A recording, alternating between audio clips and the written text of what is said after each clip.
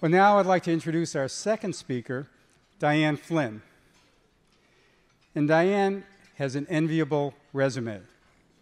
Graduated from Stanford, earned an MBA from the Harvard Business School, and early in her career, she worked for the prestigious firm Boston Consulting Group, then moved to work as the marketing executive at Electronic Arts, the leading producer of electronic games. When she became a mom, she decided to make the hard decision to leave her fast-track career to raise her children. And as her children grew to independence, she decided to rejoin the workforce to continue her career. Not an easy decision after 15 years of absence. She took a position as the Chief Marketing Officer at GSVlabs, an accelerator for startup businesses here in Silicon Valley. In early 2015, Diane co-founded ReBoot Excel to help women re-enter the workforce. And the organization's motto is to help women get current, connected, and confident. It clearly struck a chord and was an immediate success. And it has grown from a presence in Silicon Valley to 9 other cities across the nation, serving thousands of women. Although her bio sounds like a fairy tale, she faced challenges along the way. In her talk titled, My Unseen Bio, Diane plans to talk about those challenges and how her faith was pivotal in meeting them. Please welcome Diane Flynn. I'm going to stand behind the podium. Okay, as Skip shared, I have a public bio. But today I'm here to share my private bio, or my unseen bio, or the bio that even Google does not know. When I was 15, I was on the track team, and I went out for a run one day. And as I was running, I felt this intense pain and throbbing in my neck. I went home and I applied some heating pads, and I kind of watched it for a few weeks. But as I was in school, I was in 9th grade, it just got worse. And so my mom took me in, we saw the doctor, he said, you know, it looks like a cyst, let's get it out. So I went in for surgery, and when I woke up, the first thing I saw told me something was not good. As much as I love my brothers, seeing their 2 faces bedside, they had flown home from college, just didn't feel like a great sign. And that's when my dad told me I had cancer.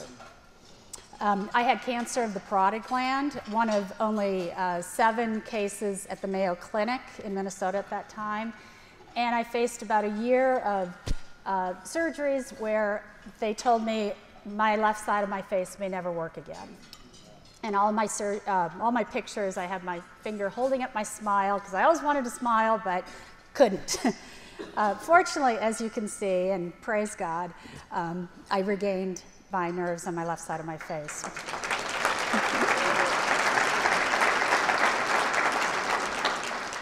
And then in my 20s, I had 2 young toddlers at home, and I had, as Skip mentioned, a full-time job that I loved. It just filled me.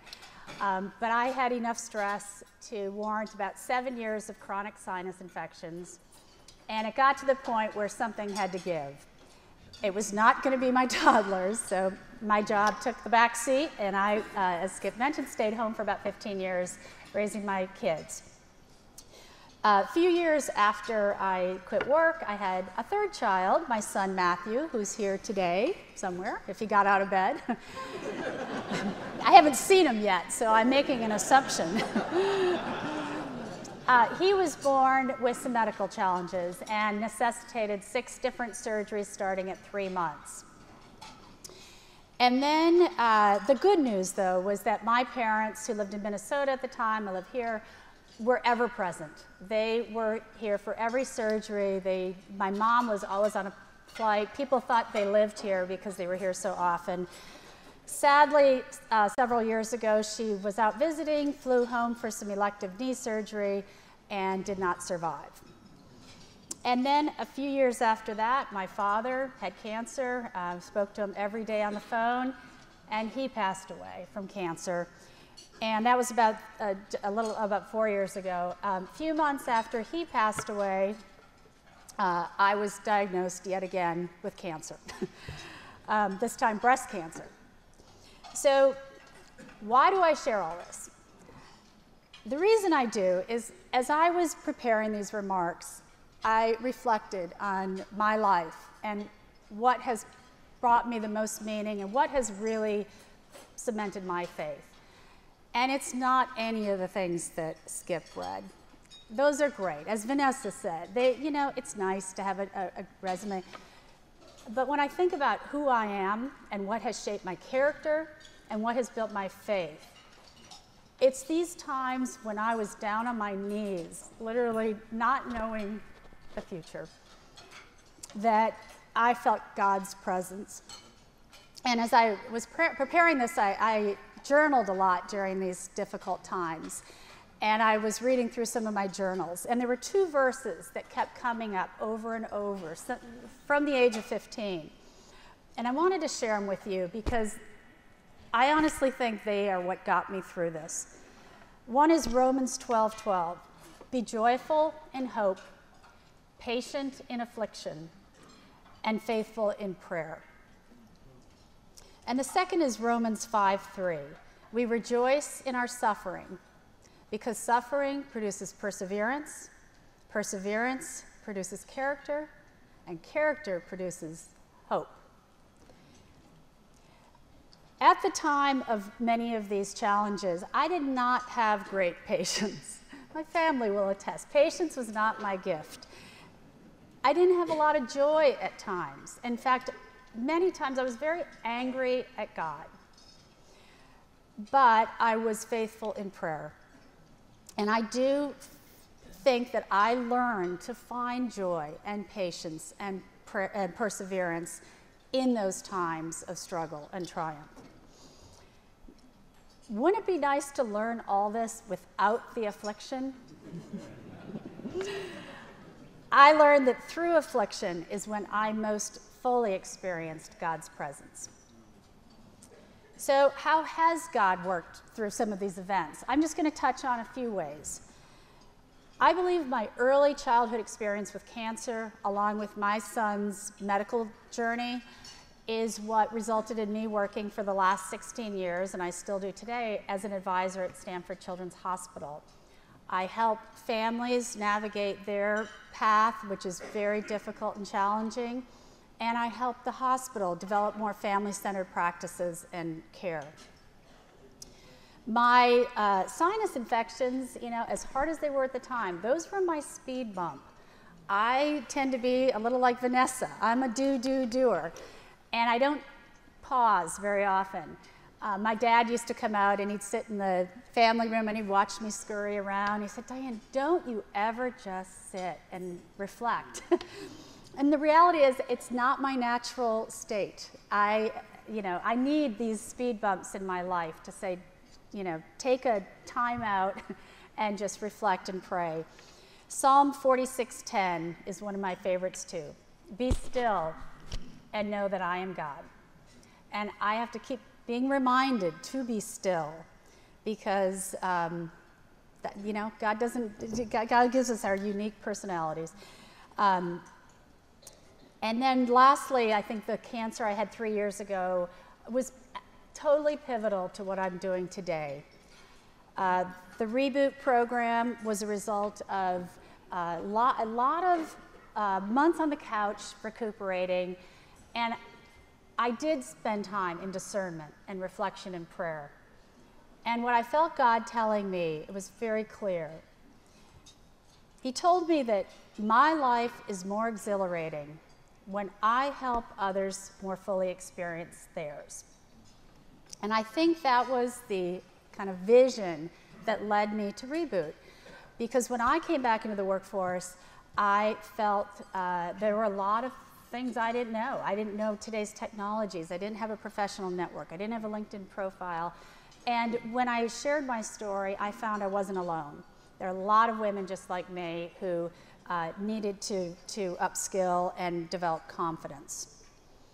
So 4 amazing women who are here today took the call with me, and we've started ReBoot, and now I get to wake up every morning filled with purpose.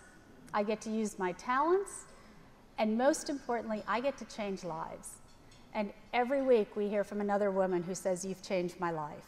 And that is my purpose right now. My job is my ministry, and I feel so blessed to merge the two. And I hope that every day I honor God with how I treat people and serve. So what are the takeaways?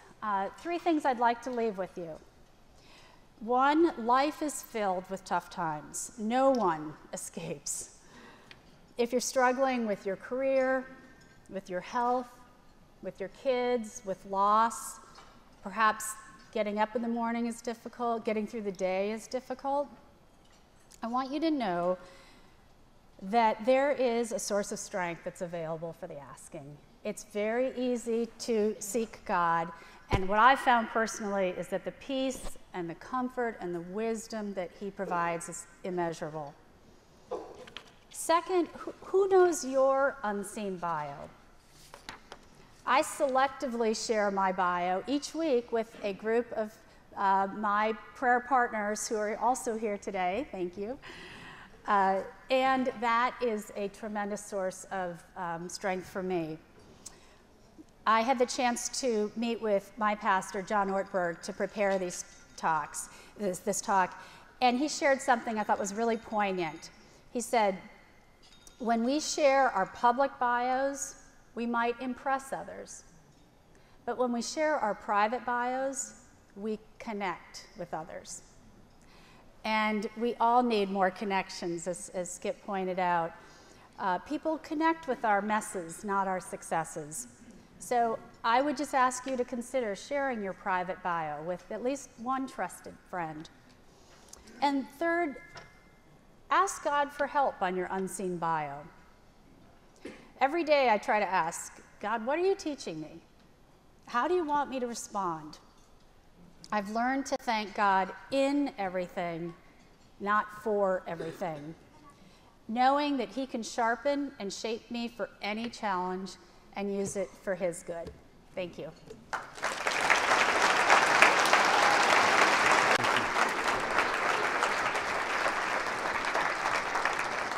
Wow, wonderful, wonderful talk. Thanks so much, Diane. Many, many takeaways from that. I guess I was struck by a few things when, as you said, you went through affliction that cemented your faith. Good lesson in that.